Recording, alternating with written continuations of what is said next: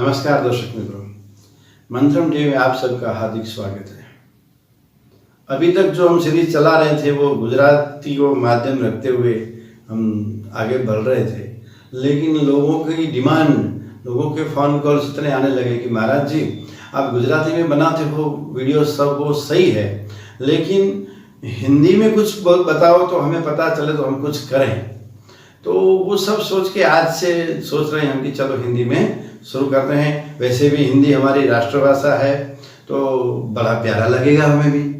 तो आज से हम महालक्ष्मी जी के प्रसन्नता के बारे में जो चर्चा कर रहे हैं उस सीरीज में आगे बढ़ते हुए, लक्ष्मी के प्रकार 8 है, मैंने पहले कहीं बता भी दिया है आपको। प्रकृति के नियम भी 8 हैं, लक्ष्मी के प्रकार भी 8 हैं, गणेश जी के प्रकार भी 8 हैं, अष्टविनायक।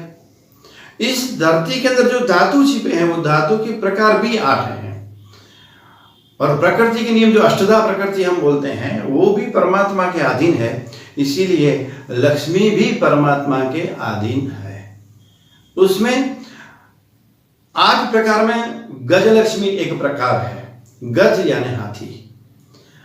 जहां भी आपने देखा होगा लक्ष्मी जी का फोटो, तस्वीर जहीं भी देखी होगी, वो तस्वीर के अंदर 2 हाथी दिखे ही होंगे आपको दिखाई पड़े।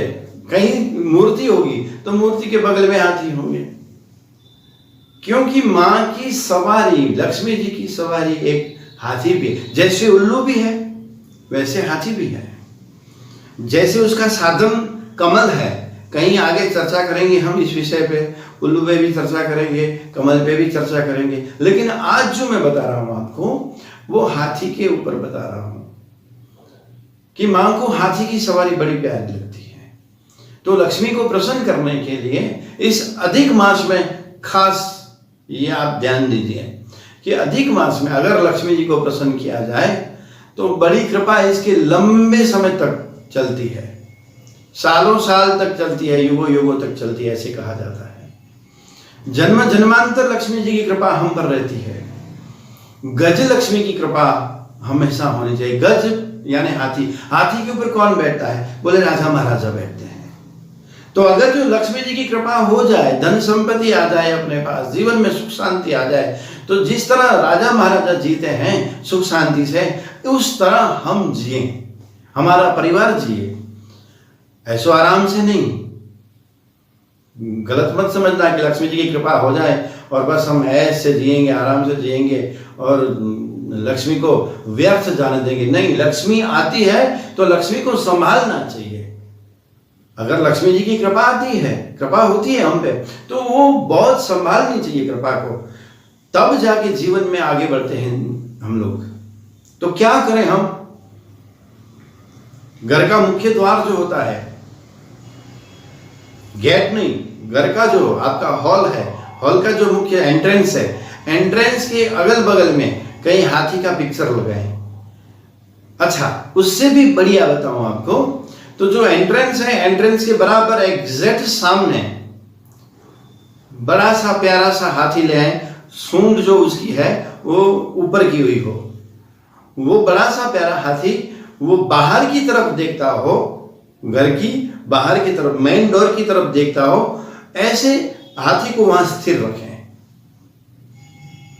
खास करके ध्यान दीजिए। अच्छा, उसमें अगर जो हम 2 हाथी लाते हैं तो घर के अंदर, पति पत्नी के अंदर बड़ा प्यारा सा माहौल बन जाता है। अच्छा, बड़ा हाथी और छोटा हाथी, कहीं आपका लड़का या लड़की आपको मतलब कि समझ नहीं रहे हो, या घर में वो मतलब कि ध्यान नहीं दे रहे हो, अपने पढ़ाई में ध्यान नहीं दे रहे हो, उसका ध्यान कहीं बाहर भटक रहा है, तो उसको कंट्रोल करने के लिए, उसके विचारों को कंट्रोल करने के लिए छोटा हाथी भी साथ में लाएं और दोनों को साथ में रखें, तो आपका बच्चा आपका कहना मानेगा। वो अवश्य बात है।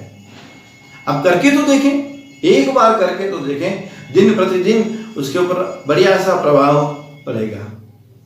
तो आज इस हाथी के बारे में, गज लक्ष्मी के बारे में आपको बता दिया है। आप करेंगे, अवश्य सुखी होंगे, अवश्य कुछ पाएंगे, वो पक्की बात है, क्योंकि ईश्वर कार्य कभी व्यर्थ नहीं जाता है। देर से लेकिन सक्सेस जरूर होता है। ये बात आप ठान लीजिए। मंत्रम टीवी को आप लाइक करें, शेयर करें, सब्सक्राइब करें। धन्यवाद।